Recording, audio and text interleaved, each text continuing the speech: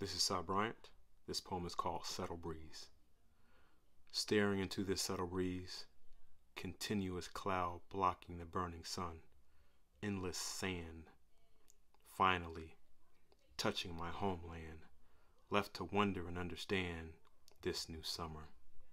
This new summer showing me the past, encapsulating every bias I have. Serenity can only be leased. Why must I have this break in peace? This break in peace pounds a deafening frequency, wanting to believe in something not destined for me.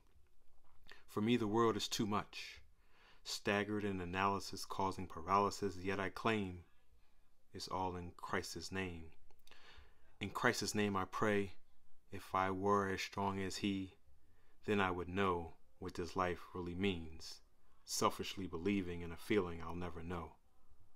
I'll never know what it means to sacrifice your own life for someone you don't even know. Somehow finding an existence in everything I hold dear.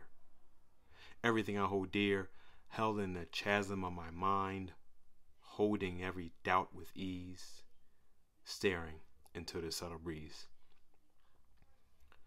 So I was just thinking, so some days I literally just go outside, something I was taught really young, right? You have to know your environment. So I do periodically just go out and check the environment, right?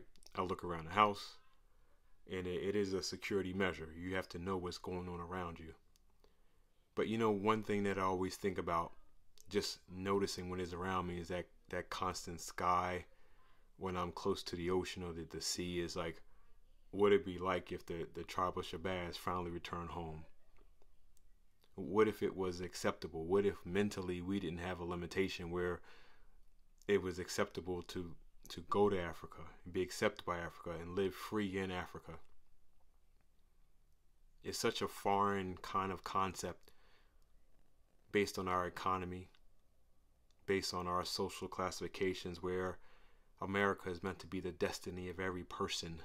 Unless they are wealthy and independent in their own land, the goal is to go to America to find this new prosperity. But prosperity comes at a cost. Prosperity does not mean you're free.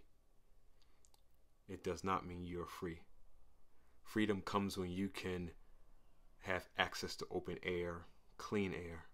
Freedom comes when you can have access to clean and fresh and running water on a constant basis. And so I often struggle with people, as a lot of people are limited by their own finances, and I am limited by mine as well. How much exposure to this world do you need to finally be at peace? What do you need to possess to have peace inside of you, to the point that you exude peace, that others around you will feel at peace just by your mere presence? It's hard to think sometimes, and that is where that analysis paralysis comes in, is to say, what is the solution? Is it truly possible to have peace?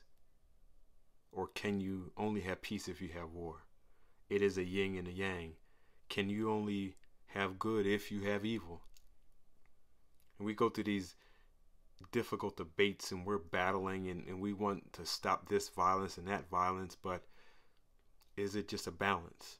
If you leave, a cold glass of water out long enough, it aligns with room temperature. If you leave a hot glass of water out long enough, it aligns with room temperature. So what is that balance we are truly seeking to be humans on this earth? So some days it is more challenging, just trying to fathom, just trying to figure out. And I think about like the Prophet Muhammad. I think about, Jesus the Christ. I think about all these people that we hold so dear, that were among us at one point in time, that live within our hearts. What are the things that they fathom as they were in their own periods of time, trying to outline a plan for us to exist in harmony? Because the irony of all these religions, although some claim violence in the name of their religion, is based on peace. It's based on acceptance. It's based on love. And somehow we have bastardized love into hate, because it's so easy. It's that old saying, it's a thin line between love and hate. Like, if you don't love what I love, I must hate you. I must hate you because I must force you to love what I love. And the irony of trying to force someone to love what you love clearly demonstrates you don't even know what love is.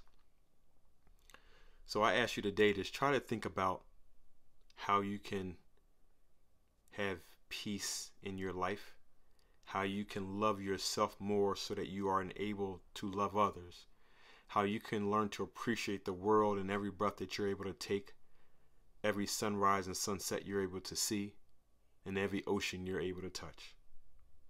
Again, this is Cy Bryant. This is called Subtle Breeze.